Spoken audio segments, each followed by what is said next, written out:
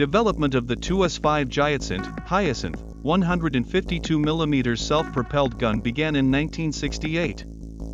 It was developed alongside a 2A36 Giatsint-B towed gun of the same caliber.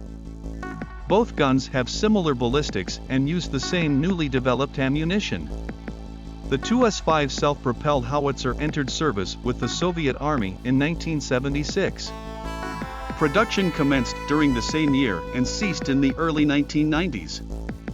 After collapse of the Soviet Union, some of these artillery systems ended up in successor states. Belarus operated 120 units and Ukraine 24 units.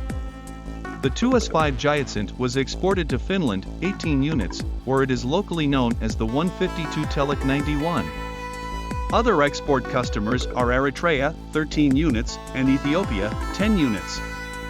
With the introduction of the 2S19 self-propelled howitzer, most Russian armies' Giatsint-S systems were put to storage.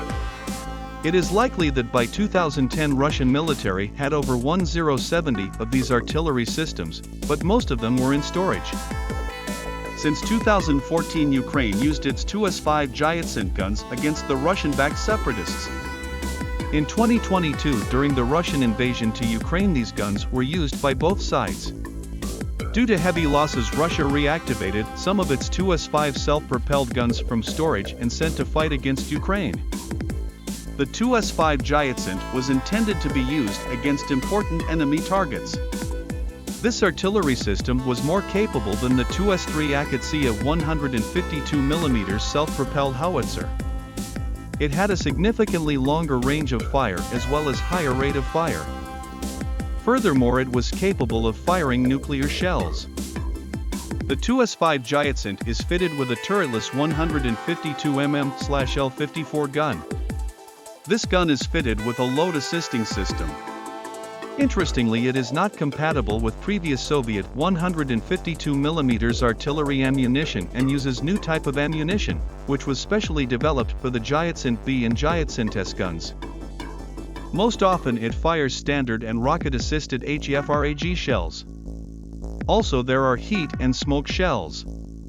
Some sources report that cluster and smart anti-armor shells and radio jamming shells were developed for this artillery system. However, it is unclear if any of these reached production.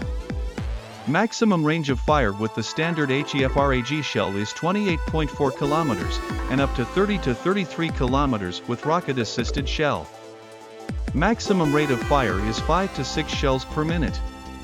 Sustained rate of fire is 1 to 2 shells per minute.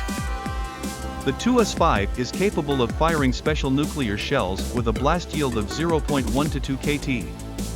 For comparison, atomic bomb dropped on Hiroshima in 1945 had a blast yield of around 15 kT.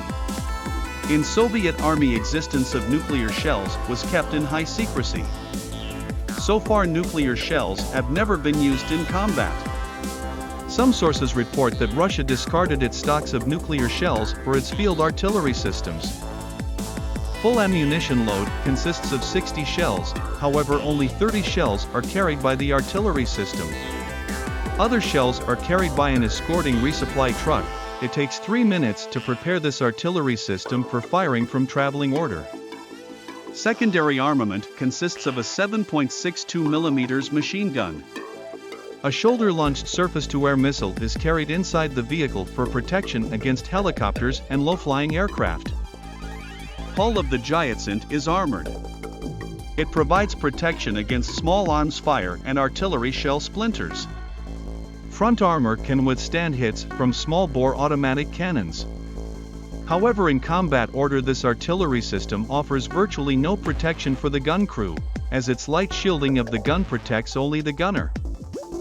The 2S5 Giatsint uses a modified tracked chassis modified of the Krug SA-4 Ganef surface-to-air missile system.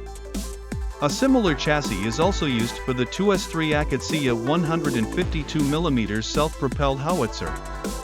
Vehicle is powered by the V59 diesel engine, developing 520 horsepower.